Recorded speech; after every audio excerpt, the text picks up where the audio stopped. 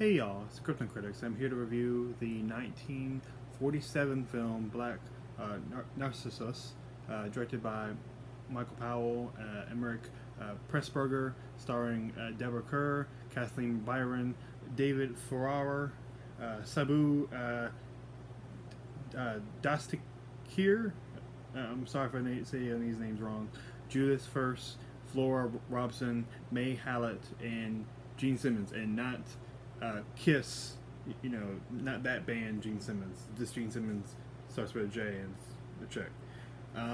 So this was a Technicolor movie. It's many movies in the 40s were in black and white, but they decided do color, and I think after watching it, that was a really good idea because they actually use color to their advantage. A lot of times they'll have white or gray, just natural settings, and they'll have something in color to really make good contrast. But other moments where they have beautiful flowers and they look even better. We have the vibrant pinks and reds and all that. But the movie is about you know Deborah Kerr's character, sister Clodagh, and she's a nun, and they're in India, and she's put on like a mission to start a convent in Himalayas. So, a few other like nuns go with her. Right off the back, cinematography is very good. There's a lot of use of matte paintings, especially for the mountains of the Himalayas, which look very good. But my eye is a little better at like noticing when that is, because I have the context where I'm just like something slightly off, but bar none, some of the best matte paintings I've seen in film.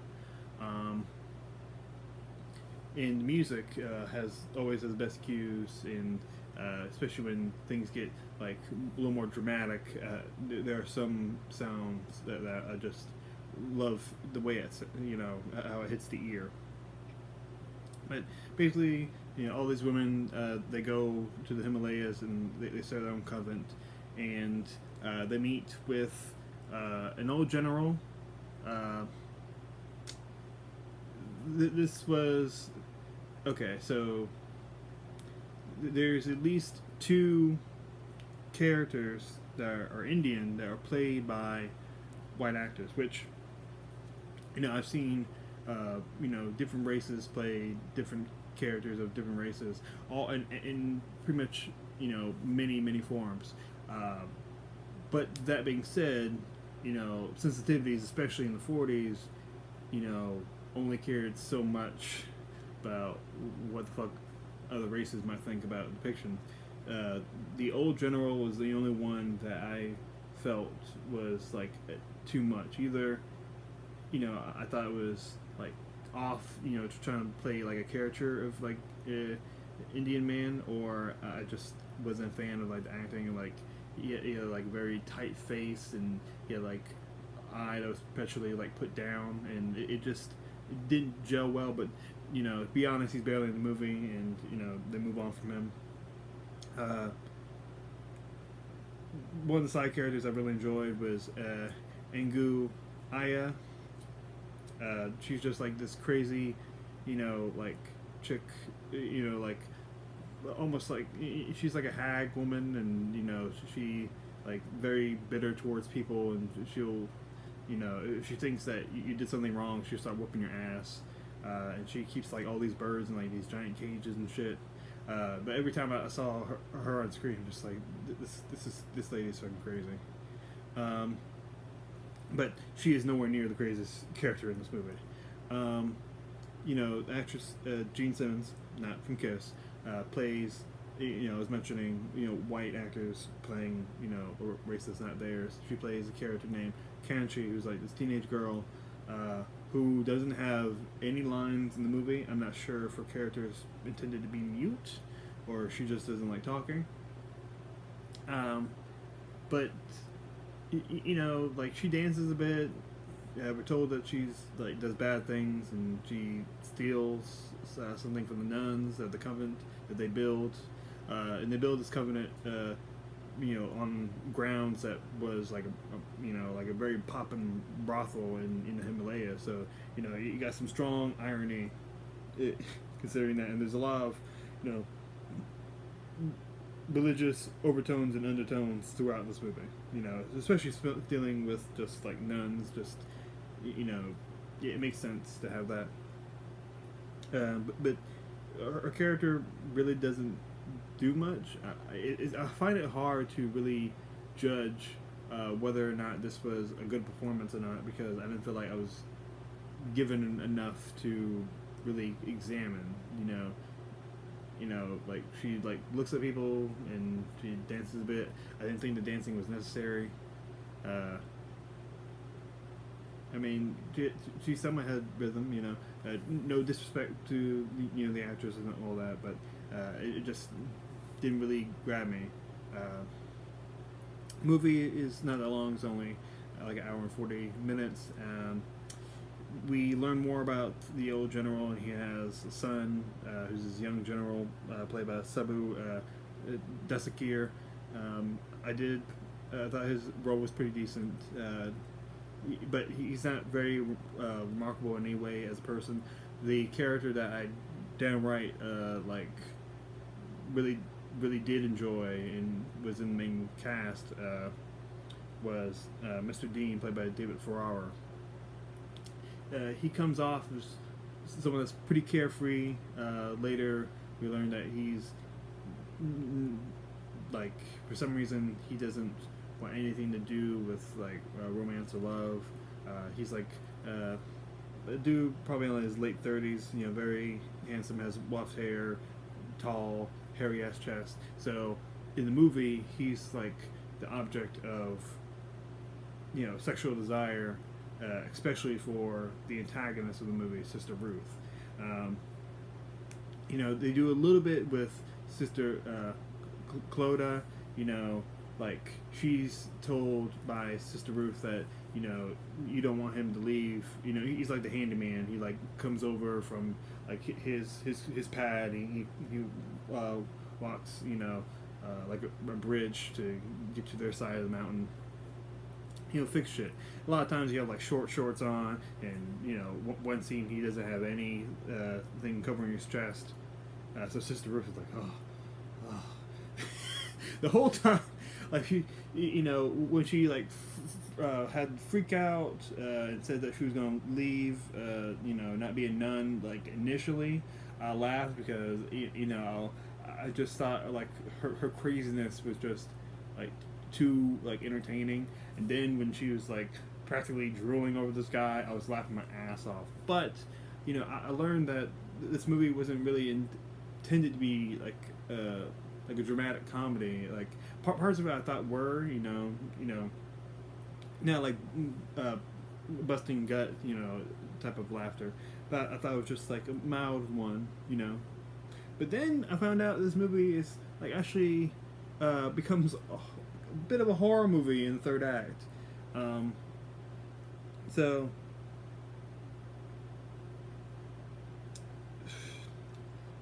Sister Ruth, she wants something other than none. She's like, fuck that shit.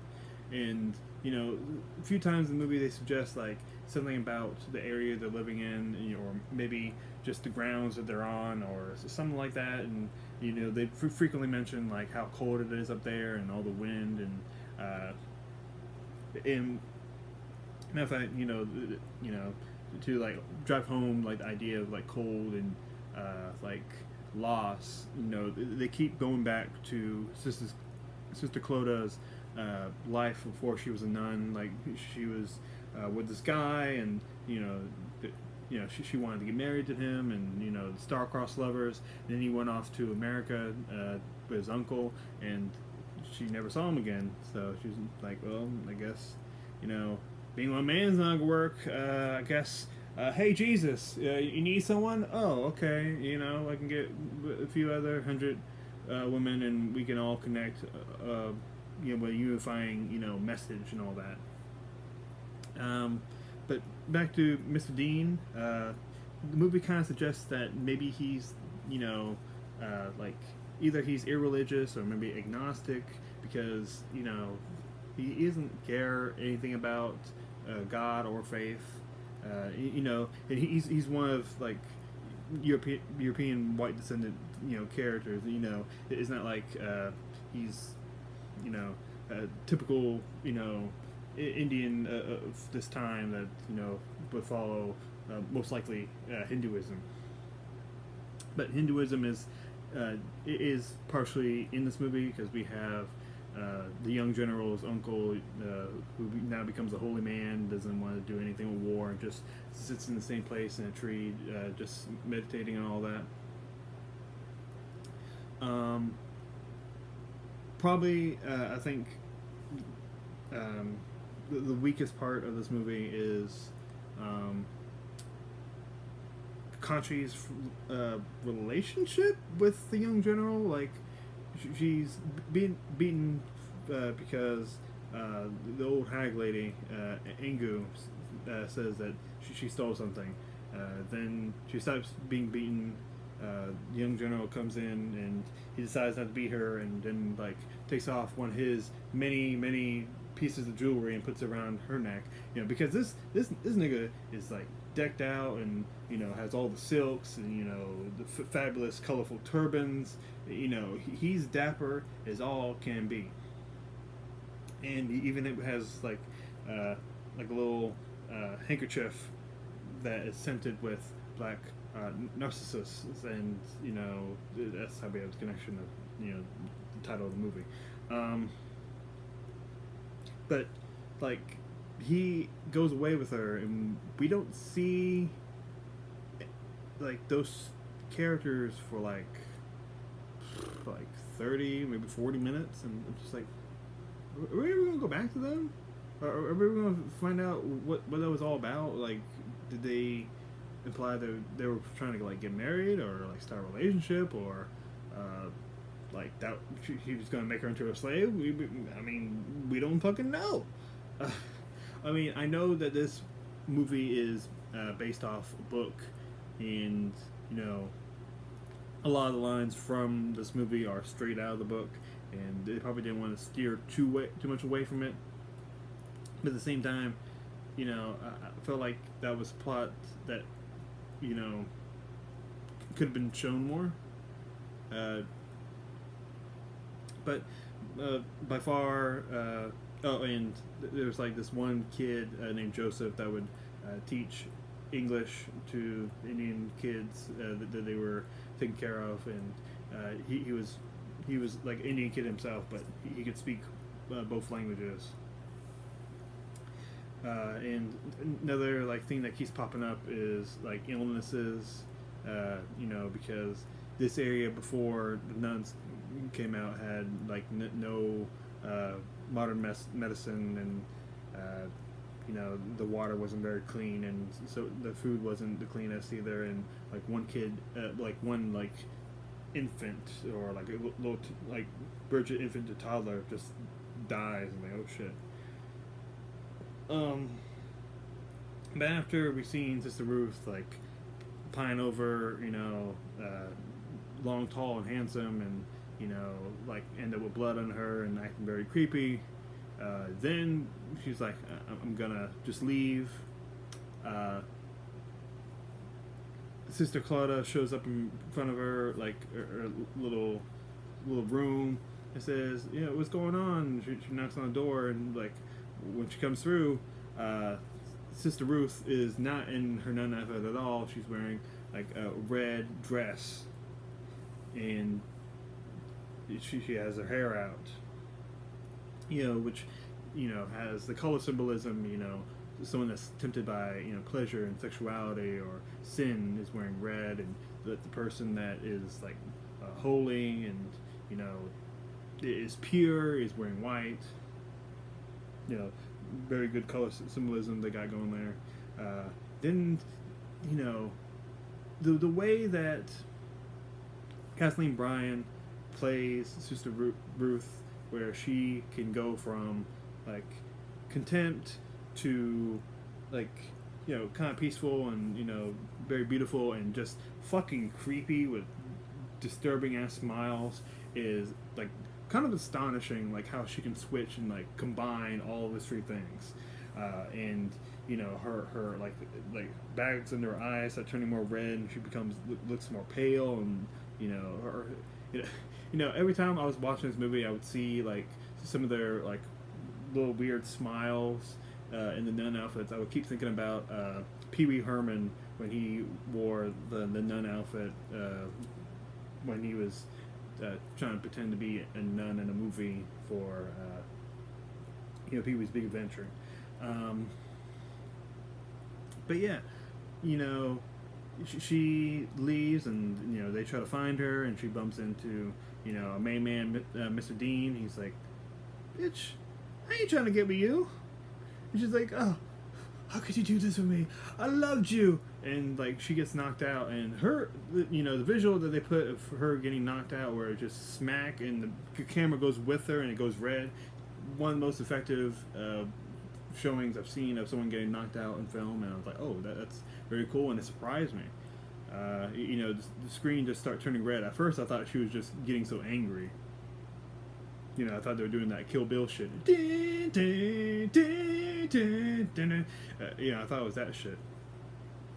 But Ruth tries to go kill Clara. Who's like, "Well, if I kill this bitch, she's, my man to be has no other choice. I kill her, she's out of my way. There ain't no competition. You know what I'm saying?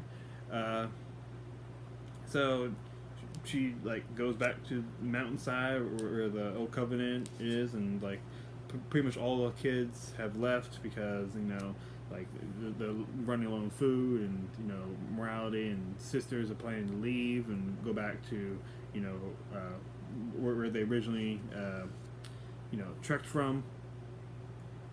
I feel bad for Joseph, because Joseph, the little kid, doesn't want to like cause any trouble, and just like gives people like glasses of milk and shit. But then Ruth tries to throw homegirl like off of like a giant